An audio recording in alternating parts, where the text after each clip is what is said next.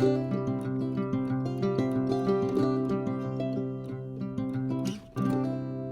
a couple things I wanted to talk to you guys about this morning. One is right before I jumped on the camera to vlog, I was fiddling with this pearl necklace and I was reminded with a very colorful onslaught of emotions of my grandmother, my dad's mom, who I inherited this genuine pearl necklace from, and I wear it all the time. You've probably seen it in a load of my other videos. And the reason I'm recalling with a multitude of emotions my grandmother is because of the interview that I had with my dad about a year and a half before he got sick and died, when I asked him about his childhood and whether he had been abused, and we had that conversation where I asked him about his childhood and whether he was abused, and then we got into the big discussion about how he defines abuse. And we got into a big debate because he believed that abuse is determined by whether a person intended the abuse or not. And I grossly disagree with that statement. So my dad and I were not on the same page with regards to abuse, what it means, and whether or not someone was or is abused. He paused for several seconds when I asked him if he was abused in childhood by anybody, and before he kind of stuttered over his words and said, I would say no. So he had to think about it. He had to think about it. And in the end, I'm sure that it was his upbringing and his deep-seated feelings of shame and embarrassment over being an emotional person that caused him to finally decide, no, I need to be a tough man. I need to be strong and say, no, I wasn't abused. There's no way I could abuse. I'm a tough, strong man.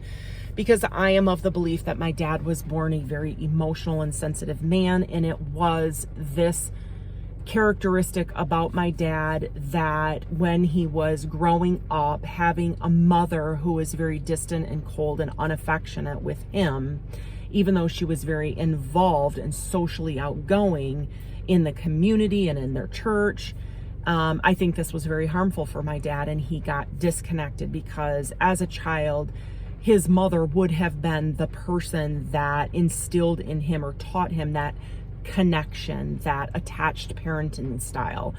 So he would have developed the ability to connect emotionally and intimately with others. And as a man and as a father, my dad was not like that at all. And I believe that that's why he paused and stuttered over his words and had the definition that he did of abuse. So that being said, I recollect this pearl necklace with great affection and yet great heartache over both my grandmother and my dad. My grandmother, who probably had absolutely no clue the heartache she caused my dad, and my dad, who absolutely had no clue, no awareness of the harm that she caused him and the type of mother that she was. I know that my grandmother, when I was a young girl, she used to intimidate the heck out of me. I was scared of her. Just an interesting thought how something like my inherited pearl necklace could bring back these feelings and thoughts about generational trauma and attached parenting, and how these things are handed down and passed down, and how greatly influential these things are and people are in each other's lives from one generation to the next. The other things I wanted to talk about are completely unrelated. This second one being, you are who you say you are. I had this realization, and this is something that you might want to pause the video and think about. You are who you say you are. I was reminded of this recently at a social gathering where I left the gathering and felt very uncomfortable about how it went. There were aspects of the event that I was very proud of myself for, i.e. the guest of honor wasn't somebody I really like. I was glad to say bye to them, and at the same time, they have some good qualities. I can see the positive gifts in them. But I wanted to be the person I am and make their going away party very special. And so I bought a gift, I gave a hug, I said kind words, and I was who I am towards her. But there were a couple of people in attendance that don't like her and don't care for her very much. And I got a bad vibe from them. Like, they were looking at me like, how could you be so nice? Or how could you do that? She's a blah, blah, blah. And I left the party feeling like people had opinions about me that are untrue and are false, and judging me as being fake potentially, or, two-faced or whatever, when I'm really a genuinely kind and caring person. And what is the point of being rude to them and being nasty? I don't see the point in that. That's not who I am. And so at the event, I just wanted to make it special for her. It's a kind thing to do. It's what I believe in. And at the same time, I left the event feeling very uneasy and feeling a lot of self-doubt about myself.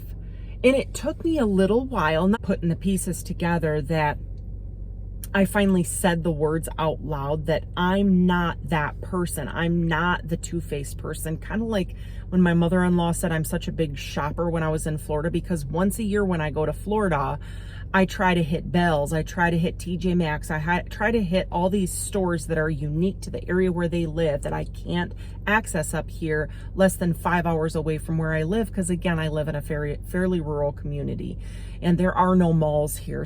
And so for me, going to Florida and saving up some money and buying things on clearance is a good opportunity for me to shop. And my mother-in-law, when we were in Florida, just kept saying, "Oh, you big spender, you could outshop anybody, blah, blah, blah." I literally shop once a year since I've been back from Florida, and I went to Florida in February as a reminder.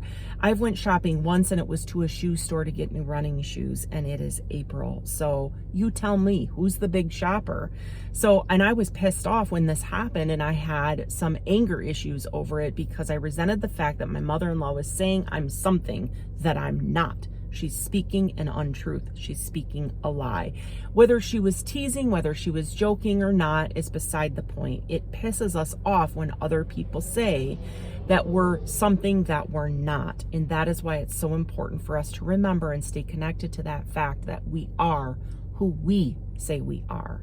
And that's what helped me at this social event Friday night to snap out of it, is because I was able to say and recollect, I am a loving person. I am a good person. I did have the best intentions by wishing this woman well at her goodbye party. I refuse to accept the lies that I've been told my whole life about myself and my family as a scapegoated child of a family of 8. And I refuse to accept any lies that these people may have or believe about me. So you are not the presumptions that people have about you. You are not the misunderstandings that people have about you. You are who you say you are. So let it go and let their problems be their problems. Let their lies and their mistruths and their gossip rest with them, not with you. The third and final topic that I wanted to talk about, again, is so unrelated, but I haven't been on in a little while, and I wanted to bring this up, this very important point. The scale is our enemy. Let me repeat that. The scale in our weight loss, fitness, wellness, whatever kind of journey you're on, do not weigh yourself. Just believe in yourself. You all know back a couple months ago when I started on my weight loss journey, and this entire perspective about my life, my physical wellness changed. My scale was on the fritz. I've mentioned it before, I'll mention it again. I don't truly know what my starting weight was. My guess is around 312. But my first reading on a scale that I knew was working was 305.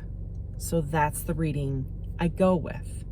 Ever since then, the scale has delivered good news and bad news, depending on the day, depending on the week. Over the course of the last 4 months, my weight has seen a steady decline when you look at the 4-month collective. I started out at 305 or more, and I currently weigh 276.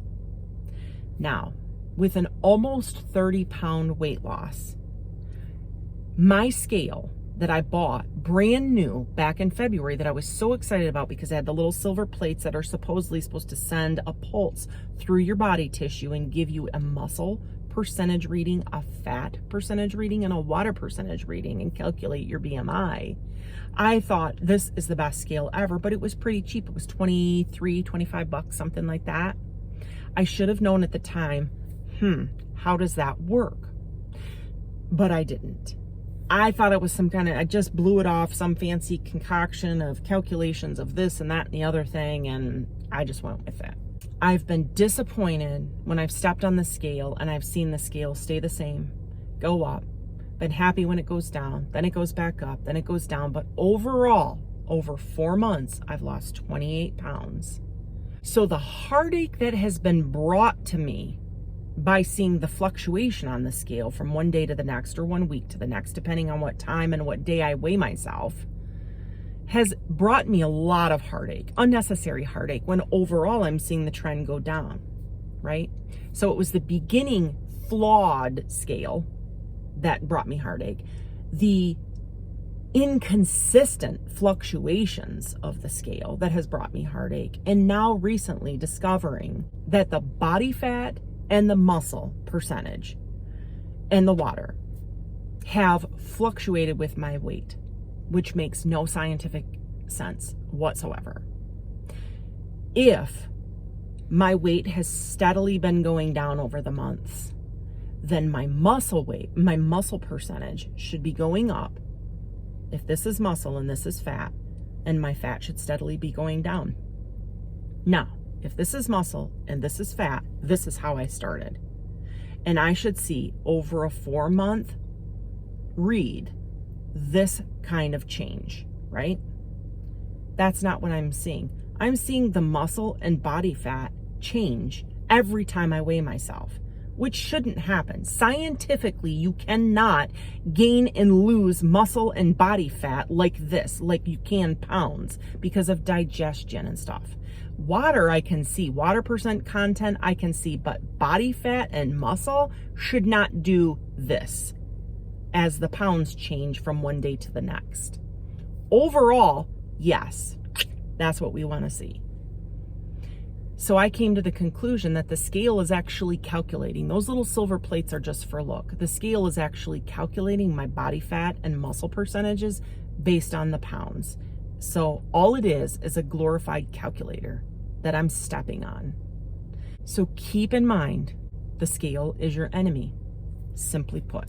That said, the scale can be your friend if you don't give up on your journey, if you stick with it, if you object to the fluctuations in the scale, and you keep a chart and you see the overall trend going down, but you stick with it.